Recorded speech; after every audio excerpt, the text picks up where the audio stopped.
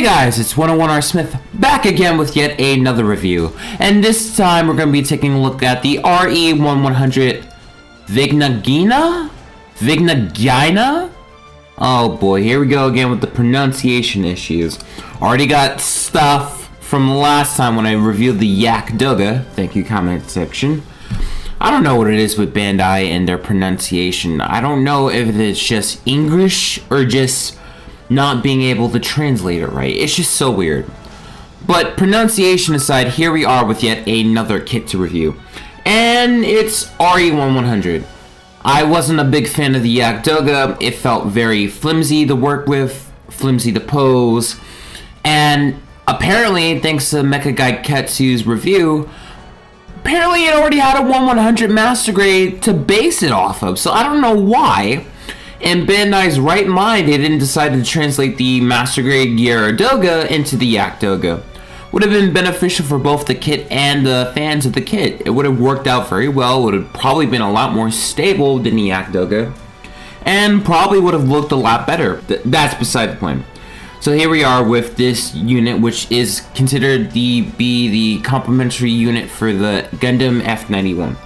And with this in mind, Bandai designed this kit specifically to go with the 2.0. So hopefully, while it won't be an exact one-for-one translation because these are two different lines, maybe it might work out a little bit better than the Yak Doga. I can already see from some of the box art, a lot of the design aspects from the F91 are probably borrowed, but probably simplified as well. And at the very least, it's going to look pretty good. So why don't we open up the box and see what we have here. When you get the box out, you're going to see that it's about the size of your traditional early to mid 2000s Master Grade. Not too big, not too gigantic. And you're going to be getting a fair amount of runners, not too many. And you'll see that I'm happy to report that it seems like a lot of the pieces are molded into the correct colors. You're going to get a very antagonistic grayish white. You're going to get a nice maroon purple. And you're going to be getting a lot of dark blue. Which, unfortunately, I'll admit out right now, it doesn't look very well in terms of when you're cutting out the runners from the pieces. You're going to want to try to sand them down very well. As well as that, you'll be getting a large sheet of polycaps, and thankfully, unlike the Yak Doga, this is coming with clear pieces for the head, which will help it pop out and stand out a lot more. As well, you'll be getting the exact same effect parts that came with the F91 2.0. All built up, and now we have the 1100 Vignagina, and I would have to say that I feel more positive about it than the last RE100. I feel everything is molded into the correct colors, most part very anime accurate, and looks pretty good with a lot of the panel line details that were added into the kit. It looks pretty good. Fortunately, I'm not too happy about its stance. For whatever reason, I can't get it to stand very still. The feet just don't want to work with me, and it might have been a design flaw, but otherwise I have no complaints about the aesthetics.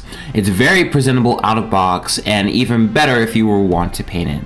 While the Vignagina looks good, why don't we take a look at its articulation to see if it matches well. Like always, we're going to start with the head. It can go front to back, side to side, and 360 degrees seemingly with no problem whatsoever. The arms are a little bit on the weak side. It will be a struggle just to get them to be perpendicular with the kit, but can go as long with the shoulder 360 degrees with seemingly no problem. Fortunately, it is disappointing that the arms can't go out that far. You're not going to get much action when it comes to the waist. With the arms, you're going to get a double jointed elbow. You get one pair of hands, which are fists that are on a ball joint. You're going to get some decent articulation on the sides. With the backpack, you're going to get a nice articulation with the backpack. It seems like every single piece on the verniers can move back and front. It cannot pivot, unfortunately, but it still looks nice. You're going to get a single double jointed knee. And the ankles, I feel, are the weakest part. The feet can only go pivot up and down, no side to side. I feel like articulation is acceptable, but not phenomenal. Just like with any other kit, the Vignagina comes with a plethora of accessories, and I'm not gonna lie to you, I already think these accessories suck.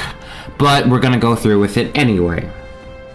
First up on the kit, you will be getting a cannon, which is very reminiscent of the F91's, except absolutely none of the color in detail that the F91's cannon has. It looks just like it, which is so weird. You can hold it up pretty well on the shoulder of the kit. However, my problem comes with the fact that it just does not look good. I don't want to pose with this at all. It's the accessory I have no problem losing. The other problem is in terms of posability. While I can get the cannon to go on its shoulders, the feet have no pivot. It's either up or down, so I can't pose with it at all, and it makes even static pose look lazy. Next up, we have the beam rifle, which, just like the cannon, is very reminiscent of the F91 Gundam's beam rifle. Just a lot of the color detail missing. This is essentially two pieces slopped together with a handle that can pivot. This one I'm willing to pose a little bit more with. It doesn't look as good, and you'll really need to paint it if you're a more advanced builder. But I guess for a standard weapon, this works for the Vina Gyna, since it's just a simple mobile suit. Finally, you'll be getting the beam effect parts. These are the exact same beam effect parts that come with the F91 version 2.0. It even says so on the runners. The only difference here is that they are pink instead of a very bright lime green. I would say that these work pretty well with the kit and probably are going to be the accessories that I will be using the most. Not too troublesome to pose or anything. However, with this kit, I'm just going to say it flat out right now. I highly recommend you getting an Action base. So here we are at the end of the review, and how do I feel about the Vina Gyna? It's an improvement? Okay guys, hear me out. Here's what I mean. Compared to the Yak Doga, I do feel that the Vina Gyna is a better kit than the Yak Doga. It feels a lot better to pose, it has a little bit more detail, and while there's still high grade S quality to it, there's a lot more inner frame, or at least enough to make it feel sturdy. It looks presentable out of box, probably will look even better if you were to paint it. And it poses decently enough. It's not bad. However, I found there are certain issues with this kit, preferably in the legs.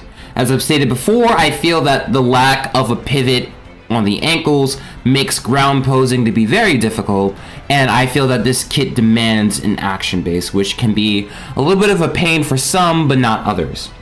As well, I kept having the legs pop off of the ball socket multiple times throughout the review, and it made posing even more difficult than what it already was.